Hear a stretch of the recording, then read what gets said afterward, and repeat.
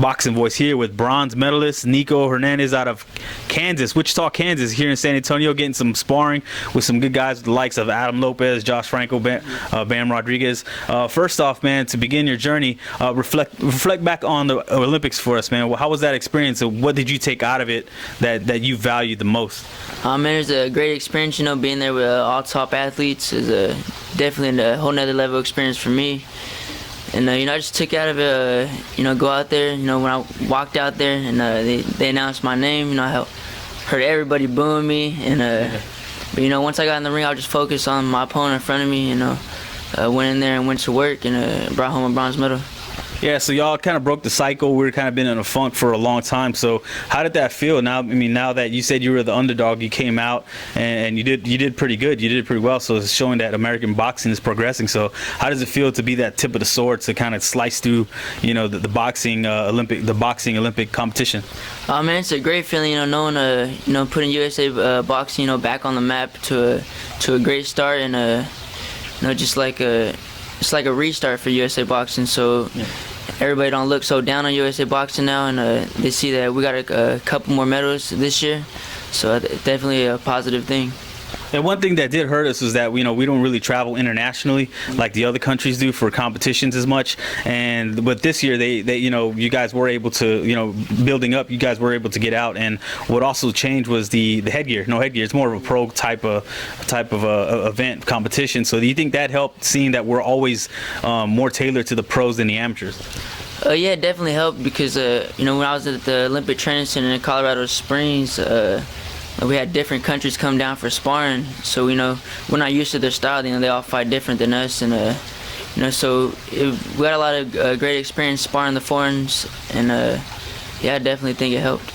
Yeah, and you had a strong support system back. I was watching some videos where they were showing, how they were televising the events back in your hometown. Everybody was pretty impressive how much backing you got over there, man. So how good did that feel again, man? Being the guy to break the funk, but from a small town, usually that's not known for being a fighter. Yeah, definitely. Wichita, Kansas, definitely known for fighting and boxing at all. So it was a great feeling having so much support from my town back at home. Kansas. I know had a lot of support from here in San Antonio.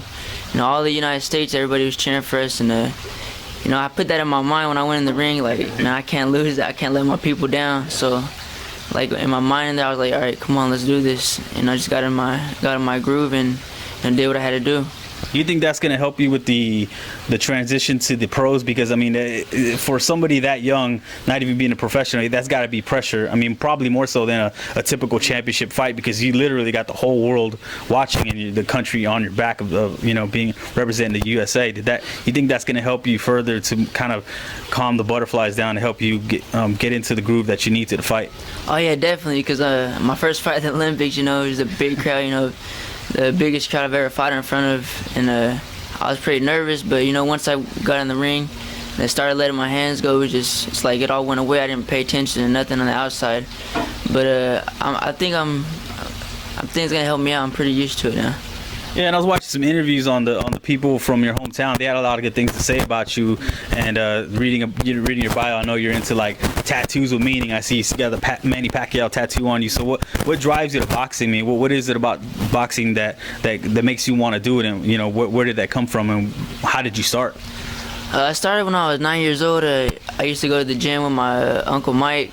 He was a professional boxer, and I didn't really do too much back then, but then my Uncle Pat took me to the gym when I was 9 years old, and I just loved the feeling of getting my hand raised and winning. And I also played soccer and basketball, and like when I would lose, I would blame it on the team. And boxing was an independent sport, so all I had to blame it on was myself. So that's what I like about the sport also.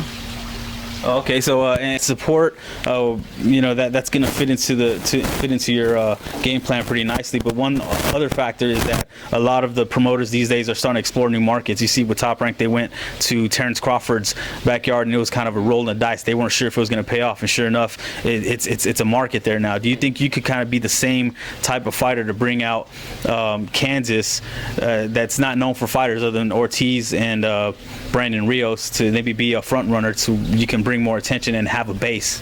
Yeah, definitely. That's my one of my goals too. to fight in front of my home crowd in Wichita, Kansas, and you know, because I know I got a lot of support over there, not just from Kansas, you know, but from like around that area, the Midwest, and you know, hopefully I can do the same thing and bring a big crowd like he did.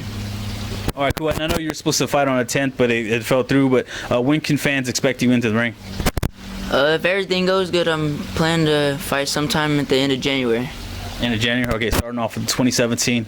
Okay, I appreciate the time. You know, definitely a lot of good stuff that, you know, people who haven't seen you or haven't seen you since the Olympics can kind of bring up to refresh themselves of who you are. But is there anything lastly you want to get off the chest, maybe shout outs or anything that you want people to know?